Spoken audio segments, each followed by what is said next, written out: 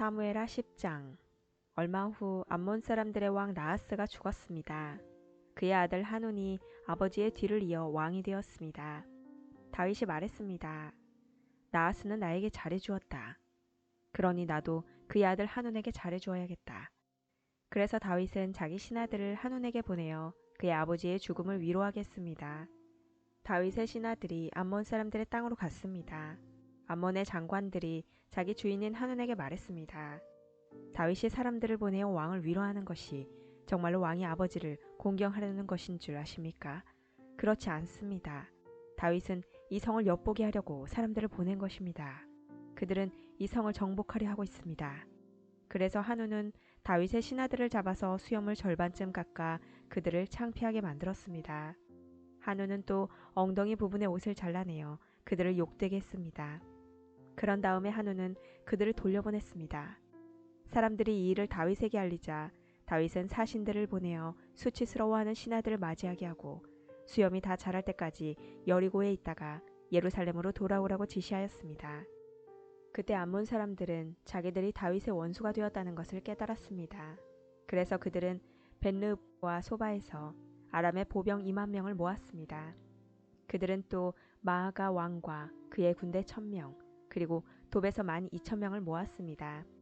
다윗은 이 소식을 듣고 요압을 비롯한 모든 용사들을 전쟁터에 보냈습니다. 암몬 사람들은 나와서 싸울 준비를 했습니다. 그들은 성문에 서 있었습니다. 벳르옵과 소바에서 온 아람 사람들과 돕과 마아가에서 온 사람들은 암몬 사람들과 떨어져서 들에 있었습니다.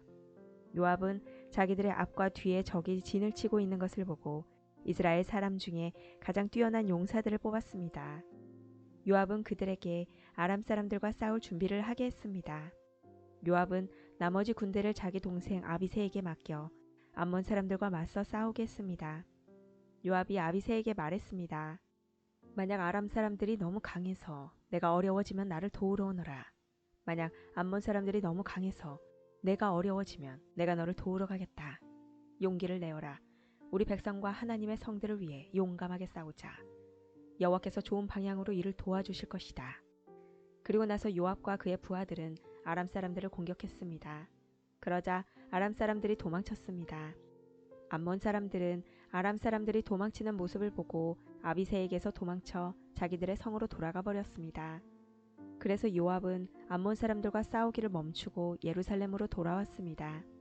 아람 사람들은 이스라엘에 지고 나자 엄청난 군대를 불러 모았습니다. 그때 하다레셋 왕이 사람들을 보내 유프라테스강 건너편에 살고 있던 아람 사람들을 오게 했습니다. 이 아람 사람들은 헬람으로 갔습니다. 그들의 지도자는 하다레셋의 군대 지휘관인 소박이었습니다. 다윗은 이 소식을 듣고 온 이스라엘 군대를 불러 모았습니다. 그들은 요단강을 건너 헬람으로 갔습니다. 그곳에서 아람 사람들은 싸울 준비를 하고 있다가 이스라엘 군대를 공격했습니다. 그러나 다윗은 아람 사람들을 물리쳐 이겼습니다. 아람 사람들은 이스라엘 군대에게 쫓겨 도망쳤습니다. 다윗은 아람의 전차를 모는 군인 700명과 아람의 말탄 군인 4만 명을 죽였습니다. 다윗은 또 아람 군대의 지휘관인 소박도 죽였습니다. 하다데셀을 섬기던 다른 나라 왕들은 이스라엘이 그들을 물리쳐 이겼다는 소식을 듣고 이스라엘과 평화롭게 지내기로 했습니다. 그리고 그들은 이스라엘을 섬겼습니다. 이제 아람 사람들은 암몬 사람들을 돕는 것을 두려워했습니다. 11장. 봄이 오면 왕들은 전쟁터에 나갑니다. 그래서 다윗은 봄이 오자 자기 종인 요압과 모든 이스라엘 사람들을 전쟁터에 보냈습니다. 그들은 암몬 사람들을 무찌르고 라빠성을 공격했습니다. 그러나 다윗은 예루살렘에 머물러 있었습니다. 어느 날 저녁이었습니다. 다윗이 침대에서 일어나서 왕궁의 지붕 위를 거닐었습니다. 그러다가 한 여자가 목욕을 하고 있는 것을 보았는데 그 여자는 매우 아름다웠습니다. 다윗은 자기 종들을 보내어 그 여자가 누구인지 알아보겠습니다. 한 종이 대답했습니다. 그 여자는 엘리암의 딸 바세바로 햇사람 우리아의 아내입니다. 다윗은 사람들을 보내 바세바를 데리고 오게 했습니다. 바세바가 오자 다윗은 그 여자와 함께 잠을 잤습니다. 그때 바세바는 월경을 끝내고 깨끗해져 있던 상태였습니다. 그런 후 여자는 자기 집으로 돌아갔습니다. 그런데 바세바가 임신을 했습니다. 바세바는 다윗에게 임신을 했다는 사실을 알렸습니다. 다윗은 요압에게 햇사람 우리아를 나에게 보내라고 전했습니다. 그래서 요압은 우리아를 다윗에게 보냈습니다. 우리아가 다윗에게 왔습니다. 다윗은 우리아에게 요압은 잘 있는지, 군인들은 잘 있는지, 그리고 전쟁은 잘 되고 있는지를 물었습니다. 그리고 나서 다윗은 우리아에게 집으로 가서 쉬시오라고 말하고 선물도 딸려 보냈습니다. 우리아는 왕궁에서 나왔습니다. 그러나 집으로 가지 않았습니다. 우리아는 왕궁문 밖에서 왕의 모든 신하들과 함께 잠을 잤습니다.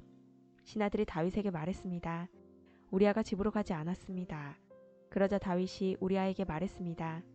그대는 오랫동안 집을 떠났다 돌아왔는데 왜 집으로 가지 않는가? 우리아가 대답했습니다.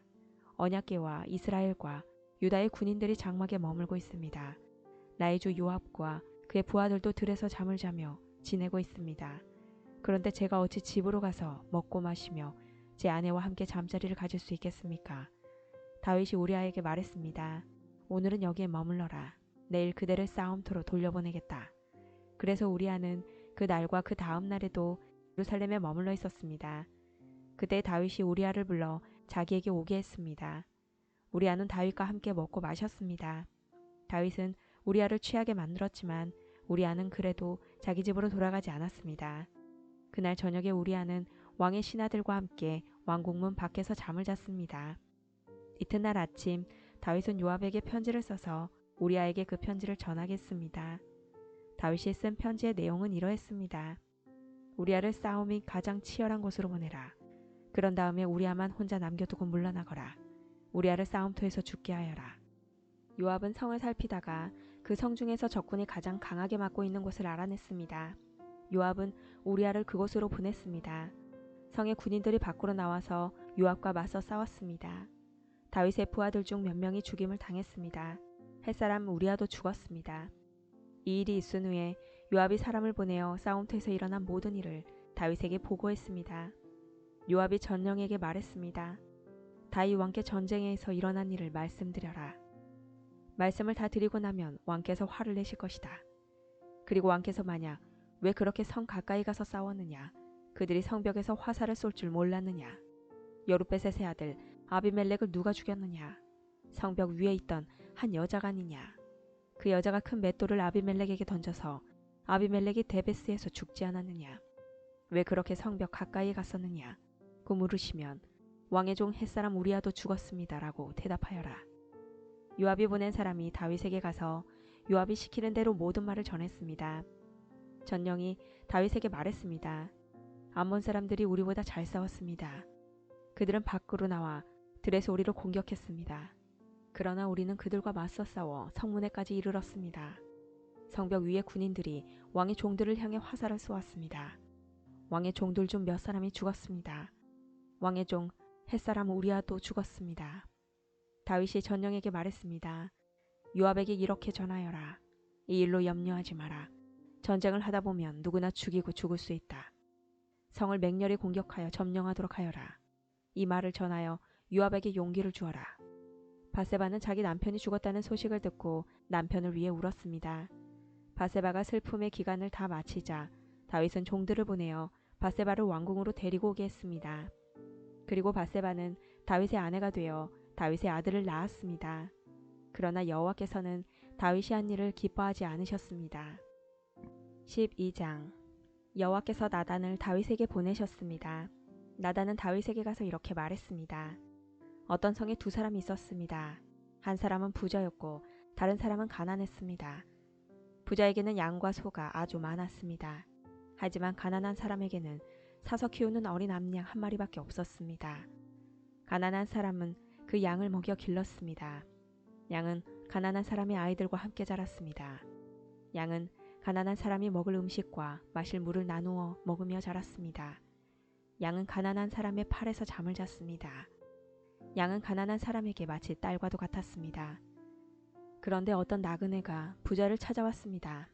부자는 나그네에게 음식을 대접하고 싶었습니다. 그러나 부자는 나그네에게 음식을 주기 위해 자기의 양이나 소를 잡고 싶지는 않았습니다. 그 대신 부자는 가난한 사람의 양을 빼앗았습니다. 부자는 그 양을 잡아서 나그네를 위해 음식을 만들었습니다. 다윗은 그 부자에 대해서 크게 화를 냈습니다. 살아계신 여호와께 맹세하지만 이 일을 한 사람은 죽어야 한다. 그 사람은 그런 일을 한 대가로 양을 4배로 갚아주어야 한다. 그는 무자비한 사람이다. 그러자 나단이 다윗에게 말했습니다. 왕이 바로 그 사람입니다. 이스라엘의 하나님 여호와께서 이렇게 말씀하십니다. 나는 너를 이스라엘의 왕으로 세워주었다. 나는 너를 사울에게서 구해주었고 사울의 나라와 사울의 딸을 아내로 너에게 주었다. 그리고 나는 너를 이스라엘과 유다의 왕으로 세워주었다. 너에게 부족한 것이 있었다면 나는 너에게 더 많은 것을 주었을 것이다. 그런데 너는 왜 나 여호와의 명령을 무시했느냐? 왜 나 여호와가 악하다고 말씀한 일을 했느냐?